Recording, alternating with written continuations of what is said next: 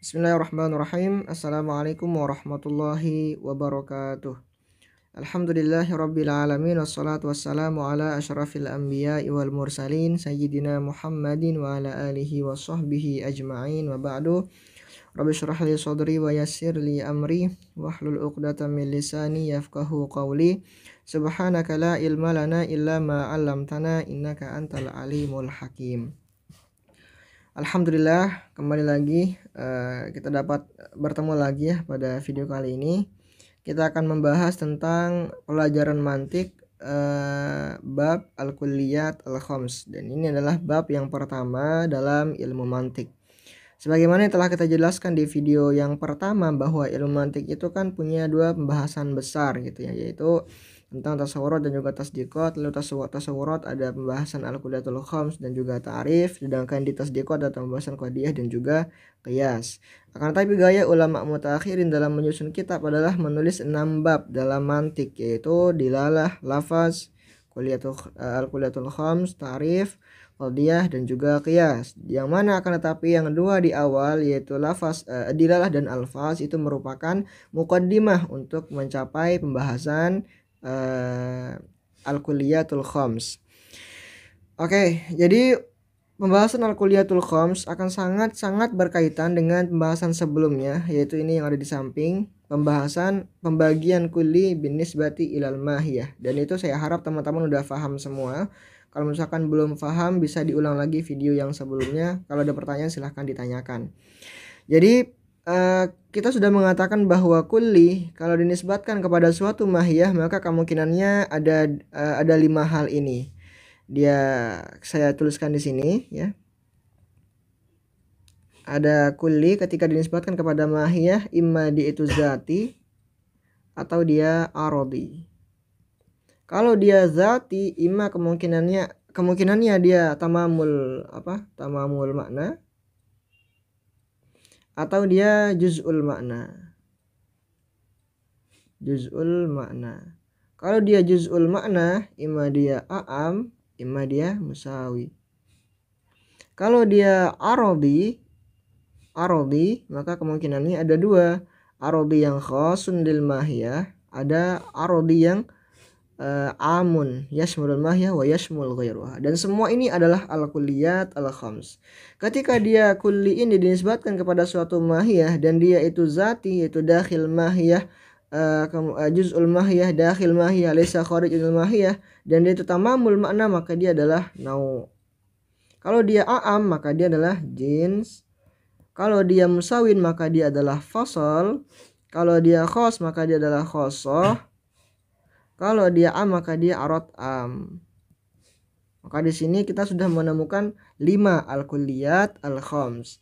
1, 2, 3, 4, 5. Nah, ini merupakan muqaddimah untuk mendalami al-kulliyatul khams. Selanjutnya dalam video ini kita akan membahas ta'rif ya, secara detail, secara tafsil, apa itu jins, ta'rifnya apa dan seterusnya. Jadi ini adalah awalnya untuk memasuki al-kulliyat al-khams.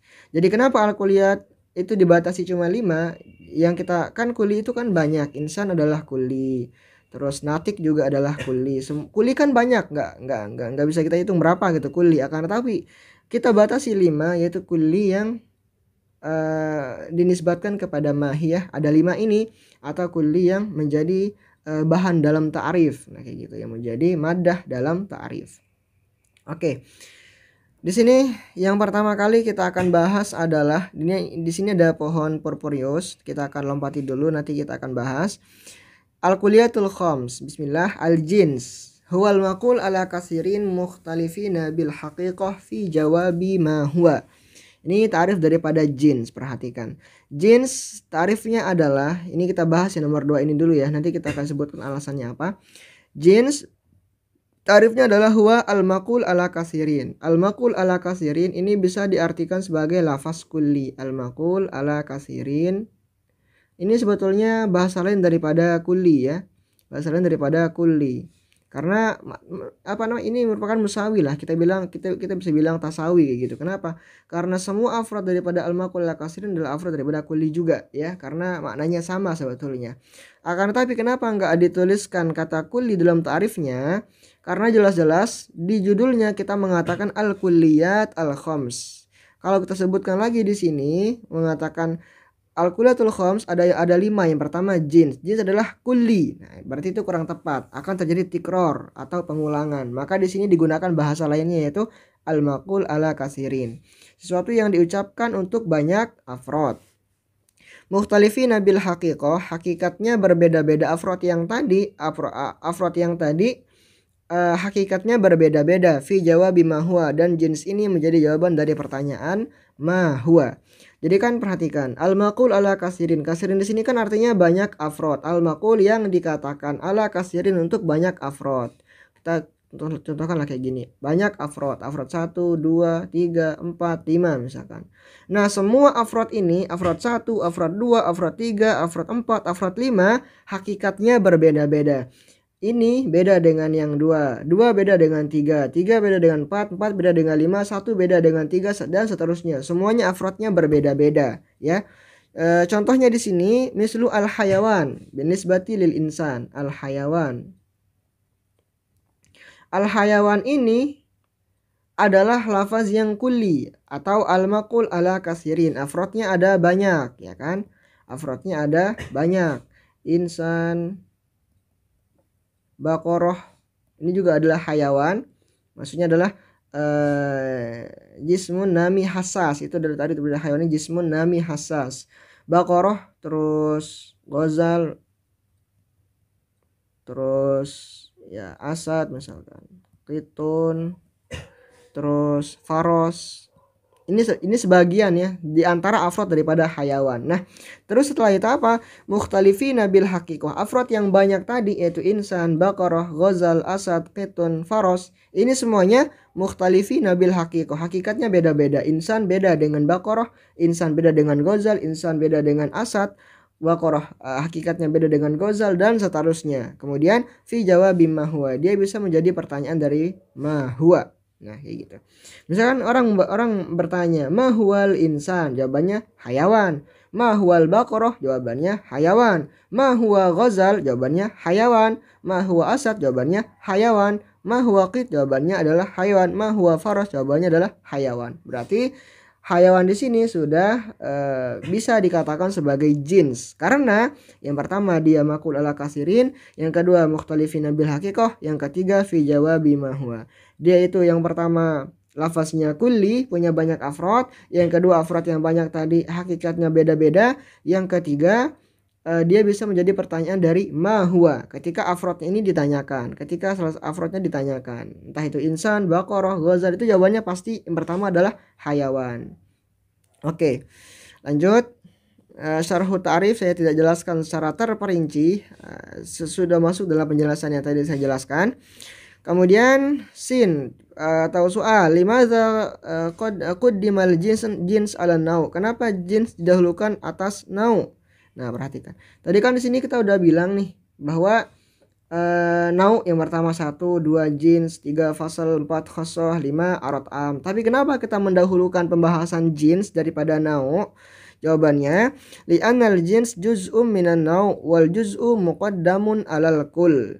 Karena jins adalah bagian daripada nau. Jins adalah bagian daripada nau. Kemudian wal juz'u muqaddamun alal kull, dan sebagian itu adalah muqaddam alal juz. Anggaplah kayak gini teman-teman. Anggaplah kayak gini. Misalkan ini adalah pensil misalkan. Kita pensil ya. Ini adalah pensil. Atau enggak pulpen gitu. Ini adalah pulpen. Ini adalah pulpen. Nah, orang itu bisa tahu apa itu pulpen atau misalkan botol. Misalkan anggap orang ini nggak tahu apa itu pulpen gitu. Dan antum akan mulai memberikan dia definisi. Itu loh yang ada tintanya atau yang ada tintanya misalkan. Terus orang itu nggak tahu apa itu tinta, maka karena dia nggak tahu apa itu tinta, dia nggak tahu apa itu pulpen. Ini tinta adalah juz'un. Kemudian pulpen ini disebut dengan kul ya. Ini adalah disebut dengan kul, ini bagiannya adalah juz. Orang itu nggak akan tahu kul ini kalau misalkan dia belum tahu apa itu kul ini, dia itu akan mengetahuinya dengan cara dia mengetahui juz'unnya atau ajza'nya atau komponennya. Tapi kalau misalkan dia nggak tahu apa itu komponennya itu apa, maka dia nggak bakal tahu apa itu kulnya. Misalkan sepeda. Nah, ada orang nggak tahu apa itu sepeda. Kita mengatakan itu loh yang ada roda. Tapi dia nggak tahu apa itu roda. Juz'unnya atau ajza'nya dia tuh nggak tahu. Maka dia tuh nggak bakal tahu apa itu sepeda. Maka begitu konsepnya di sini, kita tuh harus mengetahui bagiannya dulu, baru kita bisa mengetahui kulnya. Nah, seperti itu. Semoga bisa dipahami ya. Ini alasannya. Kenapa didahulukan jins daripada nau? Karena jins ini adalah salah satu bagian daripada nau, dan dan bagian itu lebih didahulukan daripada kulnya. Jadi juz'un artinya adalah ma tarakaba minhu wa min ghairihi kullun. Sesuatu yang tersusun darinya dan lainnya itu kulun. Atau kita bilanglah komponen. Misalkan sepeda, komponennya ada ada roda, ada besinya, ada rantainya, kayak gitu. Kemudian kalau kulun ma tarakkaba min ajza, sesuatu yang tersusun daripada beberapa bagian atau beberapa komponen. Sepeda itu adalah kul. Kenapa? Karena dia tersusun daripada ajza. Atau misalkan manusia nih, kita adalah kul. Kenapa? Karena kita tarakkaba min ajza, karena kita tersusun daripada banyak ajza. Apa saja komponen kita? Ada tangan, ada kaki, dan seterusnya. Ketika misalkan kita ngomong sama orang Hindi ya, kita mengatakan manusia, dan dia nggak tahu, dia bertanya ihda misalkan, terus kita bilang itu yang ada tangan, kaki. Mereka nggak tahu apa itu tangan, mereka nggak tahu apa itu kaki. Apakah mereka bisa tahu apa itu insan? Nggak bisa, karena mereka harus tahu apa itu kaki, apa itu tangan, baru bisa mereka tahu apa itu insan.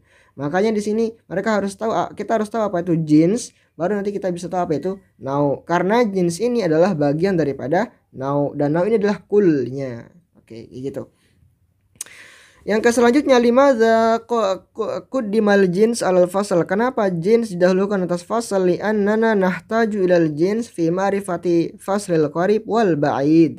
Kenapa didahulukan jins daripada fasal? Karena kita nanti membutuhkan jins untuk mengetahui fasal qarib atau fasal ba'id. Kenapa? Karena nanti sebagai pengetahuan, fasal itu ada fasal qarib, ada fasal ba'id. Fasal qarib adalah fasal yang terletak pada jins qarib, fasal ba'id adalah fasal yang terletak pada jins ba'id.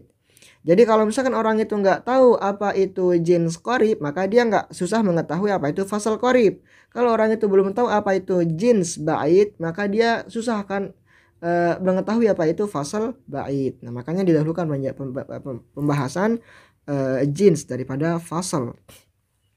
Terus, limadza quddimal jins alal khossahu arat am? Kenapa jins didahulukan atas pembahasan jins dan juga khos?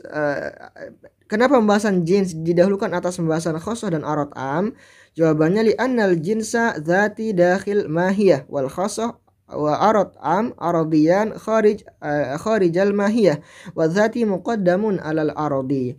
Karena jins adalah zati yang kulli yang zati, sedangkan khosoh dan arad adalah kulli yang arodi. Maka kita dahulukan yang zati karena dia juz'ul mahiyah, dan kita akhirkan yang arodi dan khosoh karena dia laisa juz'an minal mahiyah, atau dia kharijan anil mahiyah. Nah, gitu. Qala fi ta'rif al-maqul ala kasirin li'anna al-maqul ala kasirin tughna kull lafzi kulli hatta la takuna hunaka tikrar. Tadi sudah kita jelaskan di dalam tarifnya menggunakan kata al-maqul ala kasirin sebagai ganti daripada lafaz kulli, karena kalau disebutkan kata kulli akan terjadi tikrar dengan maudu'nya. Kemudian yang selanjutnya, aqsamul jins bi'tibarin dirajihi tahta mafhumin akhar. Pembagian jins berdasarkan dia masuk dalam mafhum yang lain dibagi menjadi 3. Ada jinsun safil. Nah, Ini Anda tuliskan di sini pohon Porphyrius ya, pohon Porphyrius. Ada jauhar, kemudian ada jism mutlak, terus ada nami, terus ada hayawan. Nah, jism ada apa? Jauhar kan ada jism, ada farad, namin ada ghairunam, terus hayawan, dan ya pokoknya kayak gitulah. Atau untuk supaya nggak bingung, saya tuliskan kayak gini aja, karena kita hanya fokus pada satu cabangnya aja ya. Kita tulis jauhar, di bawahnya ada jism mutlak, ada nami, ada hayawan, terus ada insan, afrod, insan. Apa ini ya? Antum perhatikan aja dulu, nanti kita akan bahas.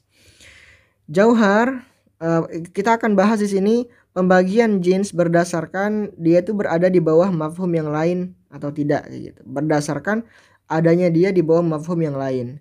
Pertama, dia dibagi menjadi jinsun safil wa huwa alladzi laisa tahtahu jins wa fawqahu ajnas. Jadi contohnya adalah hayawan. Hayawan ini adalah jins. Untuk misalkan afrod yang kita maksud adalah insan ya. Berarti hayawan adalah jins yang pertama, disebut dengan jinsun safil. Jinsun safil itu waladhi, ini kan hayawan adalah jinsun safil. Kenapa? Laisa tahtahu jins, tidak ada di bawahnya jins, wa fawqahu ajnas, dan di atasnya ada banyak jins. Kemudian untuk yang kedua, jinsun mutawasit. Jinsun mutawasit tarifnya apa? Waladhi tahtahu jins wa fawqahu jins kal jismun nami wal jismul mutlak. Jismun nami dan jism mutlak ini disebut dengan jinsun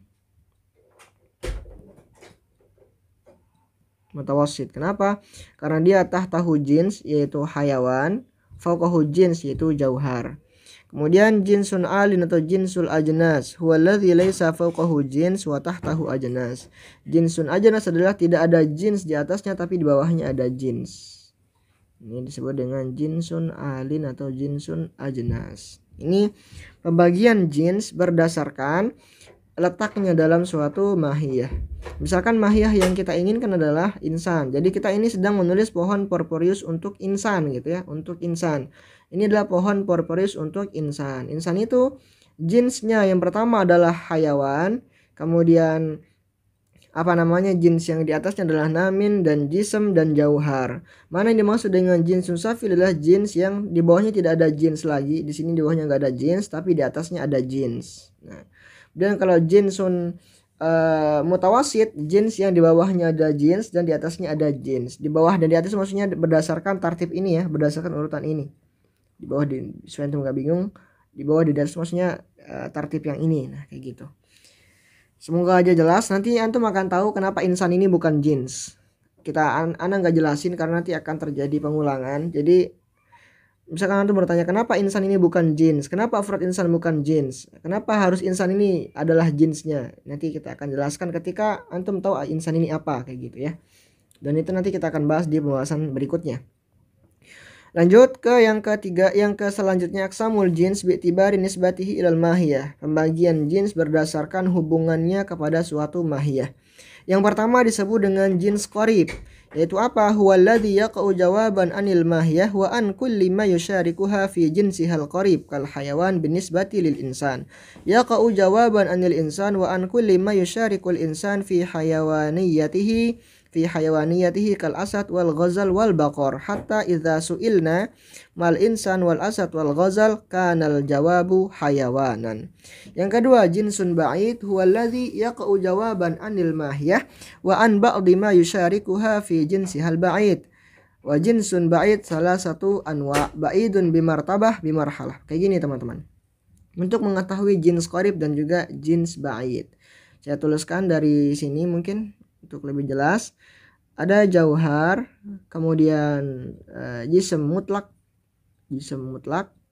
kemudian ada nami, jismun nami atau kita sebut dengan jismun nami, kemudian ada hayawan. ada hayawan dan insan. Ini adalah mahiyahnya. Hayawan adalah jinsun qorib. Kita disebut sebagai jinsun qorib binisbati lil insan. Ini kan ini adalah semua ini jauhar kita tadi sudah jelaskan, ini adalah jins, jismu mutlak juga jins, jism namin juga jins, hayawan juga jins. Sekarang hayawan kalau dinisbatkan kepada mahiyah insan, dia menjadi apa? Dia menjadi jins qorib. Kenapa? Karena dia yaqa'u jawaban anil mahiyah, dia menjadi jawaban daripada si mahiyah ini, daripada insan.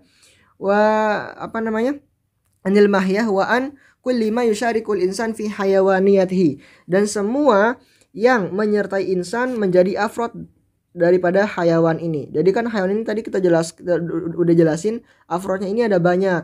Ada hayawan, ada insan, ada baqarah, ada ghazal, ada asad, ada qit, ada faros. Ini semua adalah afrod. Ini kan insan adalah afrod daripada hayawan, dan ini sisanya baqarah, ghazal, asad, dan qit ini disebut dengan ma yusyarikul insan fihi, yaitu sesuatu yang membersamai insan menjadi afrod daripada si hayawan ini ya. Ada baqarah, ghazal, dan seterusnya. Ini hanya sebagiannya saja. Nah, jinsun qorib itu dia menjadi jawaban daripada mahiyah dan menjadi jawaban daripada afrod-afrod yang lain kayak gitu. Misalkan ketika kita ditanya berbarengan mah wal insan wal baqar wal ghazal wal asad wal qit wal faros, jawabannya adalah hayawan. Ini disebut dengan jinsun qorib ya.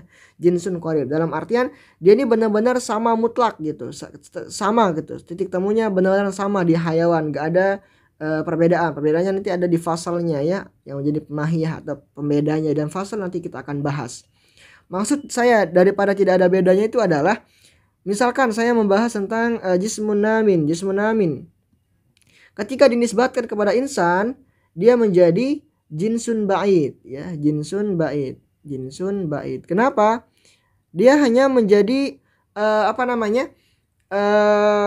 jawaban daripada mahiyah dan sebagian saja. Maksudnya kesamaannya dari segi sebagiannya saja. Misalkan kalau insan dengan afrodnya ini sama-sama plak di hayawan gitu ya. Tapi kalau misalkan jismun namin adalah nabat, afrodnya kan jismun namin adalah nabat ya, sebagian afrodnya. Selain jismun namin afrodnya adalah insan juga, tapi dia juga adalah afrodnya juga nabat. Berarti nabat ini adalah yusyarikul insan menjadi afrod daripada jismun namin. Nabat ini membersamai insan menjadi afrod daripada jismun namin. Akan tetapi letak perbedaannya itu adalah insan ini dia hayawan atau dia hassas. Nabat ini dia tidak hassas, dia tidak punya panca indera. Insan ini dia adalah hayawan karena dia itu hassas, atau dalam artian dia itu adalah punya panca indera, letak perbedaannya. Sedangkan yang nabat dia tidak hassas, dia tidak punya panca indera. Nah, jadi kan kalau yang tadi ini, kalau yang pertama jinsun qorib, jadi dia benar-benar langsung sama gitu, benar-benar langsung sama, langsung di atasnya langsung sama jinsnya gitu. Tapi kalau yang ini, kalau misalkan nabat dengan insan itu ada persamaannya, itu sama-sama jismun namin, tetapi ada perbedaannya juga, makanya disebut dengan ba'di. Kesamaannya dalam segi ba'di, bukan keseluruhan ya. Begitu pula misalkan seperti jism mutlak. Jism mutlak ini afrodnya diantaranya adalah hajar atau batu. Ketika jism mutlak ini dinisbatkan kepada insan, kita memang adalah jism mutlak. Jism itu kan artinya ma tarakaba min ajza. Sesuatu yang tersusun daripada beberapa ajza itu adalah jism. Kita juga adalah jism. Nah, apa afrod yang menyertai kita di dalam menjadi afrod dari jism mutlak adalah hajar salah satunya. Nah, ketika ditanya apa itu hajar dan insan, jawabannya adalah jism mutlak. Itu kesamaannya. Akan tapi perbedaannya banyak. Kita ini nami dan juga hassas, sedangkan hajar tidak begitu. Maka ada sisi perbedaan dan ada sisi persamaan. Makanya kesamaannya disebut ba'du ya, bukan semua. Kalau yang tadi itu adalah kulli, semua. Kalau yang jinsun qorib, kalau yang jinsun ba'id itu adalah kesamaannya hanya di sebagian saja. Bisa dipahami nggak kira-kira? Nah, kayak gitulah. Nanti kalau misalkan kurang jelas nanti bisa ditanyakan lagi ya di komentar. Dimensinya di komentar ditanyakan yang perlu diulangi lagi. Dan jinsun ba'id itu dia dibagi menjadi 3. Yang pertama ba'id bimarhalah. Kal jism an-nami binisbati lil insan, seperti jismun nami dinisbatkan kepada insan. Lahu jawaban al hayawan wal jismun nami ya. Hayawan dan juga jismun nami lahu jawaban, dia punya 2 jawaban. Kemudian bibait bimartabatain bimarhalatain kal jismul mutlak bin nisbati lil insan, seperti jism mutlak dinisbatkan kepada insan. Lahu salah satu ajwibah, dia punya 3 jawaban. Al hayawan wal jismun nami wal jismul mutlak. Yang ketiga ba'id bisalasi maratib marahil kal jauhar bin nisbati lil insan. Lahu arba'atu ajwibah al hayawan wal jismun nami wal jismul mutlak wal jauhar. Jadi kan kayak gini. Ini kan ada 3 martabat ya. Pertama ini jinsun qarib. Ini oke. Yang kedua jinsun ba'id bi martabah, yaitu jismun namin, ini ba'id bi martabah. Jismun mutlak ba'id bi martabatain. Jauhar ba'id bi salasi maratib. Jadi kalau orang ditanya apa itu insan, insan adalah kalau misalkan kita mengatakan jinsnya adalah ini, kita pakai jins ba'idnya jauhar ya. Maka kita mengatakan insan adalah jauhar, jismu mutlak, jauhar, jism, nami, hassas. Di sini ada 4 ya, berarti hayawan, jism, jism nami, jism mutlak, jauhar. Jadi kan kalau misalkan kita apa itu insan adalah, kalau kita menggunakan jins yang paling atas, insan adalah jauhar, jism mutlak, jism nami, hayawan. Itu adalah insan. Insan adalah jauhar, jism mutlak, jism nami, hayawan. Kita pakai 4 jawaban ya. Tapi kalau misalkan kita memakai jins bait yang bimarhalatain atau bimartabata ini dengan 2 martabah saja, yaitu ini jism mutlak. Apa itu insan? Insan adalah jismun mutlak, jismun nami, hayawan. Hanya 3 jawaban. Kalau kita menggunakan yang kedua berarti 2 jawaban. Misalkan jismun namin ini kan bait bimartabah, maka dia punya lahu dia punya 2 jawaban, jawabani jismun namin hayawan. Insan adalah jismun namin hayawan. Nah, jismun namin hayawan dan apa kayak gitu. Nah, ini maksud daripada dia punya beberapa jawaban kayak gitu ya. Saya ulangi dari awal. Ini teman-teman, jauhar, kemudian ada jism mutlak,